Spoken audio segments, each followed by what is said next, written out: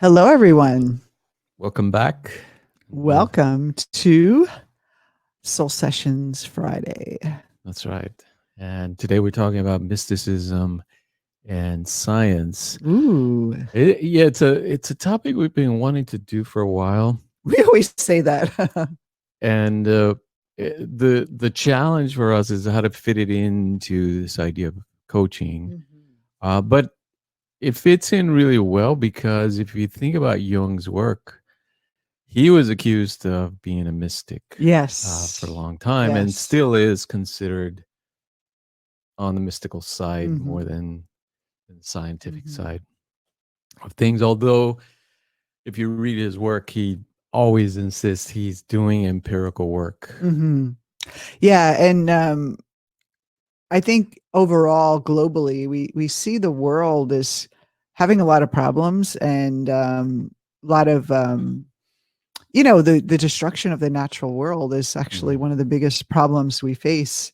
And what is and scientific advancement and mechanical advancement industry has created a lot of that. And then we also I think people look back at these ancient cultures and they say, oh, they weren't as advanced, they were really mystical, and it was almost like they're not as advanced as someone who believes in science. But when you look back at, like, even the Aztecs, they were advanced, and Egyptians, and mathematics and all those things, but they also had the mysticism, and we kind of dropped it. So when we think about science versus mysticism, we're going to talk about how we have to bring it back into our life, mystical experiences, but also not negate science. How do we integrate them both and how they actually go together? But let's start with, what is science, and how would you describe science, and how would you describe mysticism, so people know that distinction? Right. Let's define our terms. So science is essentially it's a technique developed. It actually goes back to ancient times. If you think about the Greeks and some of the even Indian on the Indian subcontinent, people were applying a lot of the scientific methods already, but it didn't really become like a real way of working until after the Renaissance. Then the Enlightenment came along, and people really started developing it as a way of doing work and of structuring society based on scientific principles. Well, would you say that that's where the in that time of enlightenment is when people started doing alchemy, and then that became, they stripped away all the mysticism from it and made it science? Well, alchemy is a much older science. It goes back also to the Egyptians and even probably before then. But chemistry came out of there. Yeah. The scientific method. And really, if you think of physics, which is kind of considered the hard science in Western civilization, it was developed by Newton, who was a mystic, basically. 50% of his writings were about mystical topics, and the other half was about scientific calculus, and he was working on all these different ideas. But his idea was that science was a tool to be used in order to understand the way the physical universe is structured, but it was never meant to replace a whole worldview. That wasn't the intention, to say, let's throw away everything else and just go by the scientific method, because it's like narrowing your vision down to a very narrow, slit up reality and saying, this is all we're going to focus on, and that's it, and throw away everything else. So back to defining science, the scientific method, it's basically measuring things that you can see and perceive with your five senses. Yes, that's empiricism. Yes. The empirical method is to observe, measure, weigh, and it begins with the observation, and then you formulate a hypothesis, and then you experiment to see if it works, see if you can predict how things are going to behave based on those And the thing about observations. science is it kind of is like a religion in a way, because it's Mm, really like, you've taught me so much over the years about science and kind of thinking about it in a different way. One of the things you mentioned one time when we were talking in one of our coffee talks is this idea that that there's no such thing as it's proven scientifically. There's like a scientist, a true scientist. If you see that anywhere, it's scientifically proven. There's no proof. There's always theories, and then the theory gets evolved. So I have a theory. This matches my theory, or it doesn't match my theory. And what a lot of science does is actually challenge the current paradigm and theory and test it out. And so really, it's about, a scientist doesn't say, I want to just prove that I'm right. He says, I want to prove that I'm wrong, or yeah. so I can make sure that I'm right. And so that scientific method is very important. And I think that if we think of religion or mysticism, a lot of times we think of organized religion. We never test the theory. We just assume Just that believe. just believe that this is how it is. And so there is something to science, but and a lot of it is misunderstood. And then everyone has their theories, and they kind of argue a lot and just have discourse around their theories, and it's welcome in the community, right? It's like, That's good science. Yeah. That's the way it's supposed to work. But unfortunately, there is a lot of pseudoscience being kind of promoted out there that just wants to support their theory, and that's not good science. Good science invites skepticism and questions everything. Now, what is let's say the definition of mysticism then, as compared to this empirical scientific perspective of the world, which is really based on the material perspective? So mysticism, it's another form of knowledge. If you look at the ancients, if you look at the mystical traditions of the world, and this is separate from religion. It's not necessarily religion, although a lot of religions have mystical schools in them. So mysticism is a direct perception of reality, meaning the subjective experience, your own experience of the world, is giving you information directly without you having to rely kind of on the external objective sources of measurement. So it's like a self-reflective, self-awareness that you create. So it's not, it's something that you can only experience within yourself versus someone can tell you what you're experiencing. That's right. Nobody can really tell you what you're experiencing. You know what you're experiencing directly. And I think a lot of, when I was first getting into spiritual work, a lot of what I was doing is like getting into intuition and all those things. And those are great, but we don't want to get lost in the magic tricks, because or feel like I always felt like I had to escape. I had to go to like meditate somewhere and go to this other place to feel spiritual.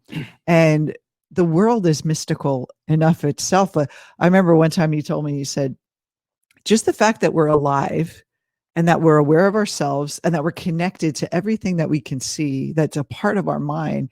I mean, what our mind has created, we should be in awe. We're having a spiritual experience right now in everyday life. And I think that hence science and mysticism have been separated. And it seems that, science is this kind of observation, and it's measurable and it's material. And mysticism is something that, it's like a dream, it's not really real. We can't measure it. And so we don't know if it exists. And it's almost like that is not as real as science. And then we get separated. But what you're actually really doing in the scientific method is having a spiritual experience, but you don't know it. You're kind of thinking that these things are out there and I'm measuring it. But the fact that you're aware that these things are out there is a spiritual experience in itself. So, Yeah. yeah, very interesting. So Jung, I mean, let's talk about psychology. You know, a lot of you want to grow and with like the birth of psychology. It started out as a medical kind of condition. They treated people. They didn't treat normal, average people that were just kind of worried about their life. They were treating really ill people in, mental hospitals, and they were trying to do these mechanical things to help someone break out of their state. So they would do shock treatments and put them in cold water and medicate them, right? Well, we've been, I've been teaching some of our students the idea of paradigms in science. So the idea of a paradigm is simply that it's the totality of the assumptions that a science makes about what's possible and what the limits of that science are. It creates like a bubble of possibilities, and then most people work within that bubble. They call it mopping up. So somebody comes up with a giant idea like Newton or Galileo or Freud. They come up with these big ideas that changes our perception of the world, and then most of us then just spend the rest of our lives mopping up after them, kind of working at the details and working within that model until a new idea is born, a bigger idea. But so if you think about what happened in psychology, you have two main currents. One is Freud, who was an atheist. He wanted to get spirituality out of psychology.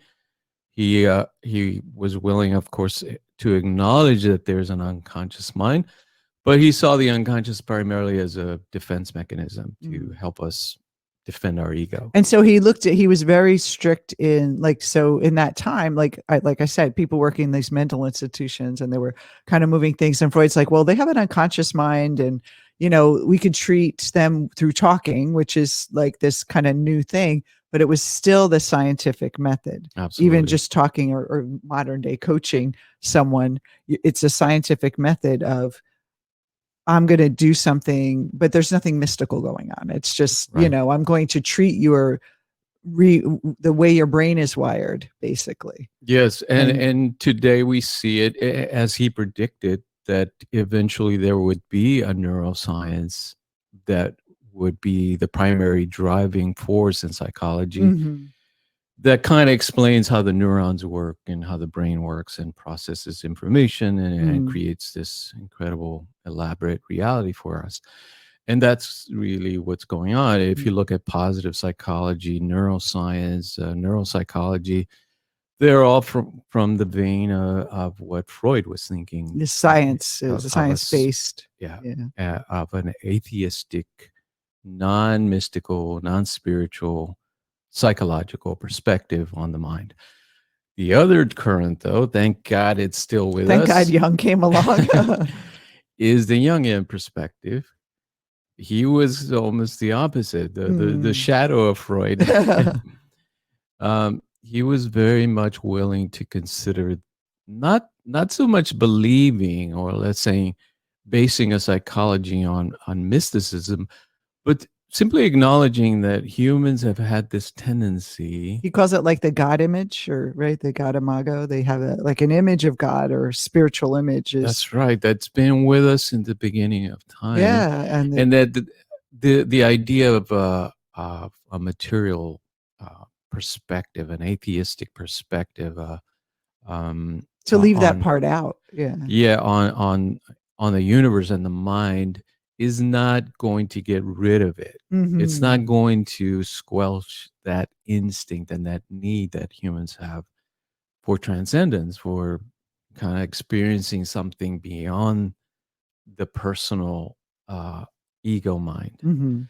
And you can see that vein of thinking through the humanistic movements in psychology, existentialism, down to today to some of the transpersonal psychologies that still exist, and then as well as the coaching of Jung in a Jungian model, which we're practicing.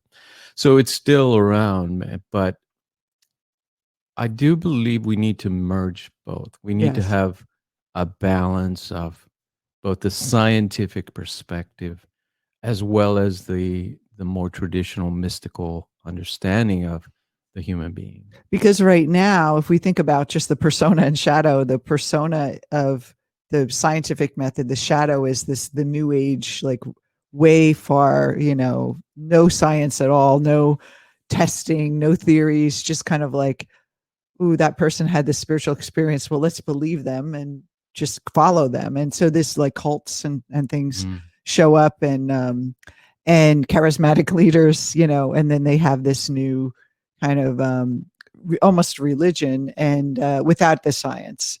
And so we see a lot of people talking about like mixing epigenetics and spirituality, and like I could change your mind through changing your epigenetic, and they're like throwing in these scientific things. They're trying to merge it to sound more scientific, but we have to ask those questions as science would look at it from what's the evidence, what do we know about the brain and all this stuff. So there's a lot of neuro nonsense out there, and so we don't want to poo-poo science, and we don't want to poo-poo the mysticism. We want to bring them together.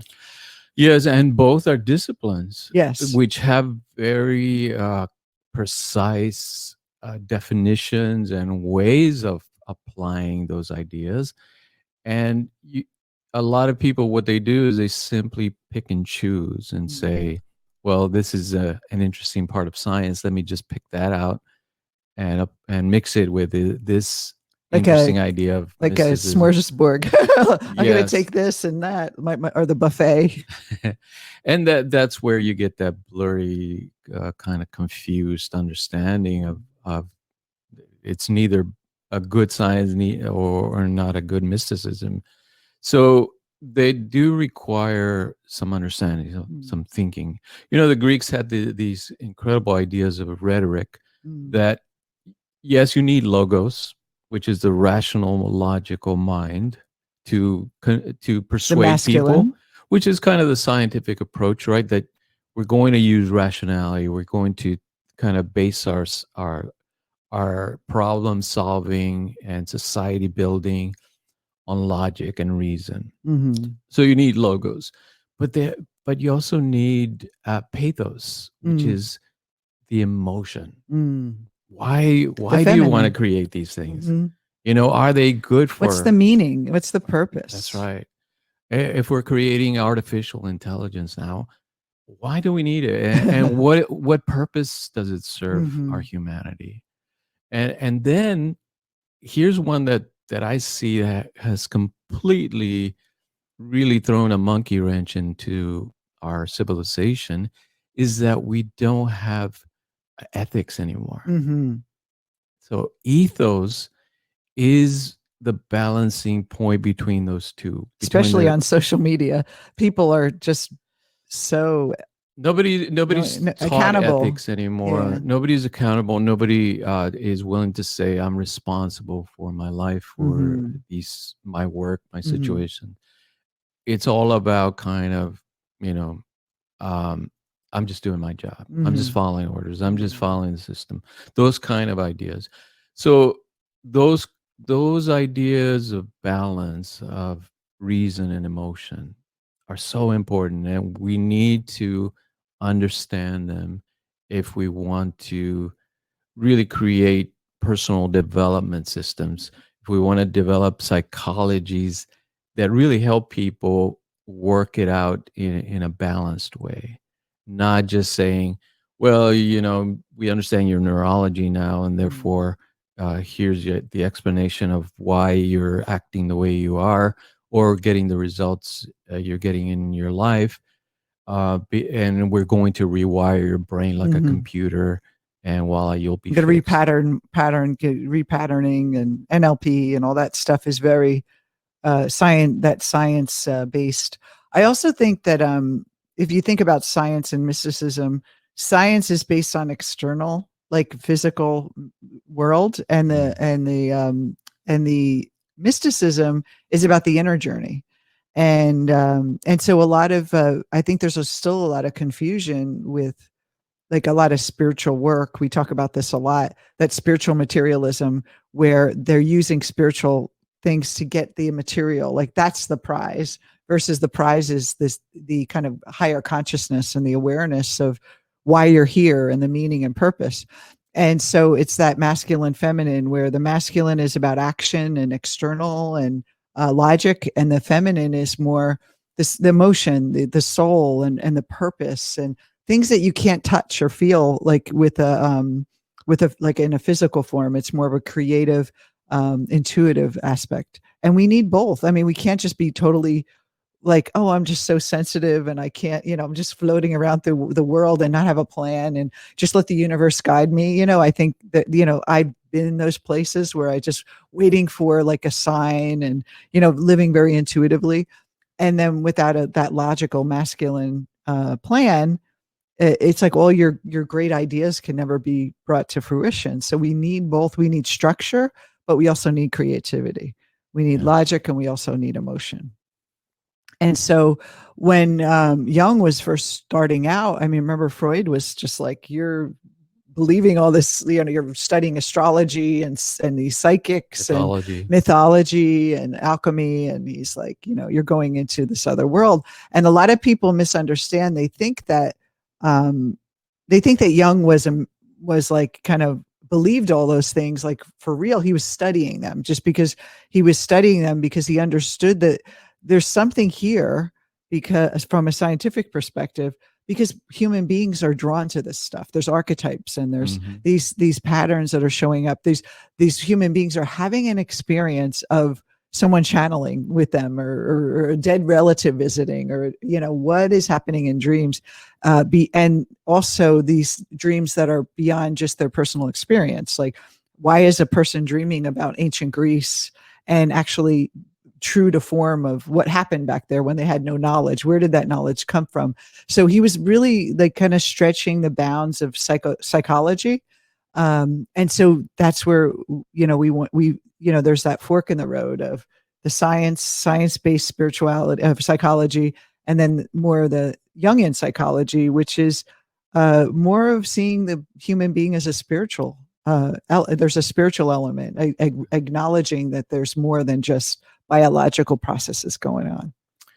That's right. And Jung definitely warned about leaving that piece out. And he was very much influenced by Nietzsche as well. They both kind of saw the tragedy of humans denying their spiritual essence. Because if you reduce the world to dead matter, that there's just this material, you're going to wreck it. You're not going to respect it. You're not going to understand it as a living organism, as a living process. You're going to simply use material nature for your own purposes, for your ego purposes. And you're not going to experience the true reality of what the world is, the true meaning of it.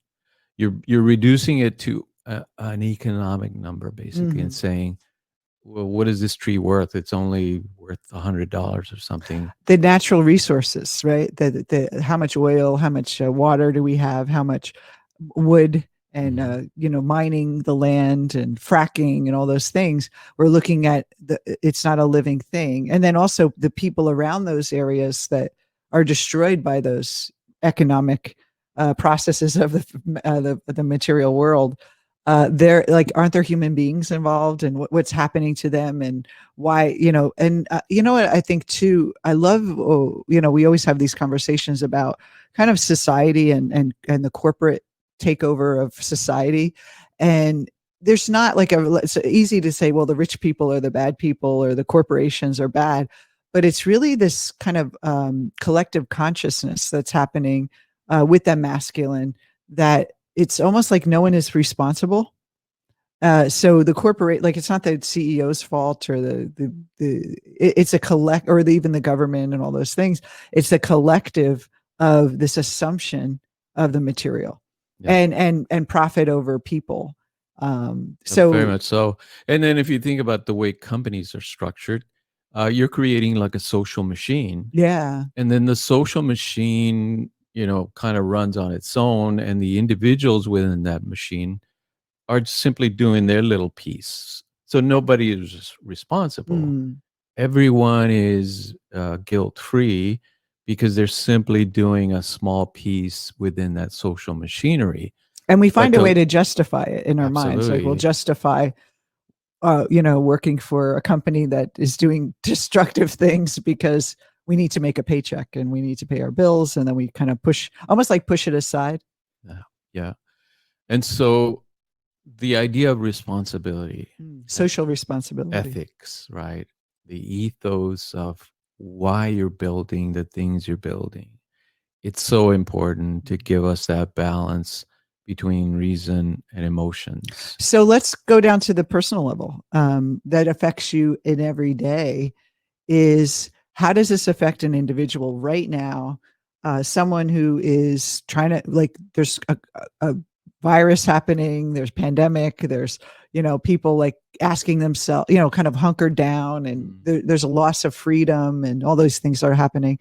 And then they're thinking, well, what do I think a lot of people are asking themselves, what's the meaning of my life? And I think this is an opportunity for us to look at how much of my life has been led by the scientific method, which is the material world, what I can see and touch and feel has more power than what I can imagine and what I can create in my mind and my purpose in life.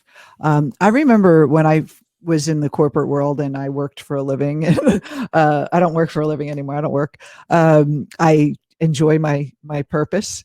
And I remember thinking, one day I will have a meaningful career. One day I will live my purpose. One day I'll do what I love. But right now I have to pay my bills. And for me, I was using the scientific method, and I was saying, well, what is in my bank account? What can what are the options? And my mind is actually only going to see the possibilities that I assume are there. And so when I'm coming from that materialistic, this is the reality that I'm dealing with, and making a decision from that is a scientific method. Now, when I switch to that mystical, that I know I'm meant for something more, I know I'm going to try to do the impossible. I'm going to try to do what I've been imagining and break free. That's when all the magic started happening in my life. It's that but it not like I didn't take action and I didn't have to market myself and I didn't have to go get training and learn, get certified as a coach so I can help others. But I needed to have both. I needed the structure of a system to work with, but then I also used my mind to say that, okay, this is what my mind is telling me. The mystical part of me said, I want to create what I in my dreams. And so it's going into that mystical place that actually creates a different reality. So I think to ask yourself, are you looking at your life right now from the scientific method of this is what's real, this is what's solid, this is only what's possible, and that I can measure and taste and feel and touch and see? Or are you living with bringing in that mysticism of there's something more than just what I can see? Yeah.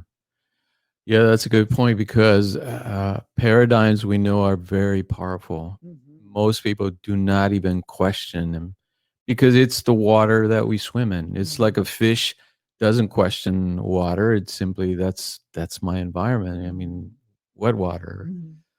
For humans, the paradigm operates as the water. It is the ideas that we swim in, and we don't even question them. Mm-hmm. So the scientific paradigm has uh, pervaded everything we do. Everything. It's in everything. The medical model too. Everything. A lot of people don't realize that therapy is medical model. Yes, it's very much fallen under the medical model, um, and it's a tragedy in that then psychology, then psychotherapy doesn't address the real human being. Mm-hmm. They're simply addressing a set of symptoms, Yes. Yes. a disorder. Mm-hmm. And then they're seeing that person as having that label, and then they can't be anything else. That's right. And part of the ethos and the pathos and the logos of Jungian psychology is to see the totality of the human being in that model, right? And being able to use a psychology that addresses the whole human being within their bigger environment, right? Within the collective. Not only that, then there's another dimension which we're hoping to talk about later in another podcast. We're connected to the collective unconscious. Yes, that's coming up this month. So not the collective consciousness, which is kind of what we're aware of is going on in the world, but the collective unconscious, which is like the reservoir of humanity's unconscious mind. And so before we get to questions, I just want to say that, so look at your life. How have you been living? When you make decisions, are you making them from the scientific method, which is, I'm going to make a decision based on what I can see, touch, feel, sense, hear, of what's possible, and plus what I did in the past. So I'm going to take past experience, I'm going to look at what's current, and then I'm going to make an objective, subjective decision based on my interpretation of what I can really sense? Or am I making a decision, taking that into account and bringing in creativity, intuition, and the mysticism of the idea of higher consciousness, that you can create your reality. You're the creator of your reality. You are the source of that creator. So it really is an interesting way to wake up. A lot of people think they're, I remember used to think I was so spiritual. And then I realized I was more looking at it from that materialistic point of view of, I really felt I didn't connect them. Like I had my spiritual like meditations, and then I would go out into the world and I would forget about my spirituality. And so we want to incorporate that. We want to integrate that logic and the creative. We want the masculine and feminine. And that's, really what our coaches do. And I believe that our mission, Rob, you and I, is to bring this work to more people so the world can change. Because if everyone starts looking at the world as a possibility versus from that, just this is what it is, we are going to change. And the funny thing about scientific method is that many scientists used mysticism to come up with new inventions, right? Good point. So it's like no one knows that Edison, who did 1,000 experiments for the incandescent bulb, that he actually put himself in a trance and visualized. Tesla used meditation, right? And he studied actually with Vivekananda. Oh, wow. Yeah. So he was very much aware of the mystical Eastern spirituality. And Einstein, he came up with the theory of relativity by riding a light beam. He basically put himself on a light beam and visualized it. So the great thinkers of the future of the world that have moved society actually incorporated mysticism, but no one ever talks about it. They think they're the scientists. So there is that potential. And I think that the world is starting to move toward more scientific, with AI and robots running warehouses and taking jobs away from people, and making everything more about the bottom line, and the human element is kind of missing, the soul of the person. And even with ourselves, I mean, social media, people are just blindly like insulting people without thinking that's another person that has feelings and emotions. And so we need to bring that connectedness back, that we're all part of the same energy. We're all one. We're all much more powerful than we believe us to be. And the human sense, and to bring in that spirituality back into our world. Maybe the Dalai Lama is right. Western women are going to save the world. Yes. So we're going to train all the Western women in Jungian coaching. Before we go to questions, remember that our life coach training starts September 15th. And we would love for you to be a part of it. And I would love to talk to you personally about that. So there's a link below. And we are so excited about, we have a whole new webpage for the coach certification. So I want you to check it out. There's a button below. And let's go to questions.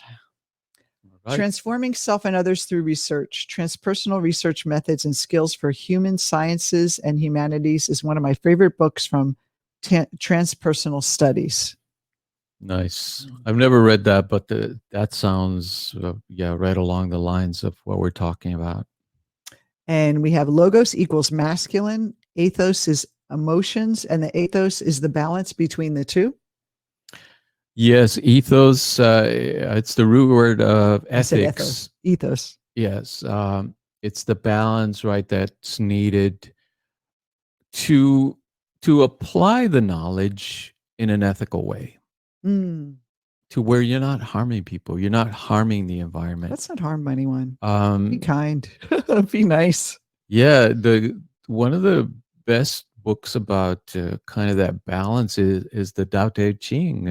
Lao Tse is a master of that observation of nature and of working along with it. Because he says, if you study nature and observe it, you can essentially create everything we've created now, but without destroying anything. Because the more you work it, the more it gives you. Yeah. And that's what life is. It's if we give our life more, the more it gives us. But if we only live by the material and what we can physically sense and think that's our limitation, we are going to live. It's actually almost our life becomes smaller and more tight and more restricted and more fearful. This is why people get depressed. This is why people are sad. This is why people get anxious, because they don't know how to tap into that intuitive, soulful, creative self. There are scientists actually now, it's called biomimicry. They're studying the way nature forms animals and plants and applying it to technology. Oh, wow. Yeah. So we're in a very changing it, but challenging and opportunistic time for the human soul to experience itself in a more powerful way in the world. And we are really excited to bring this work to everyone and take that coaching model into with the balance of psychology, with the balance of science, into a deeper spiritual experience for people. And you can experience it every day. Every day. You don't have to go to a cave in the Himalayas.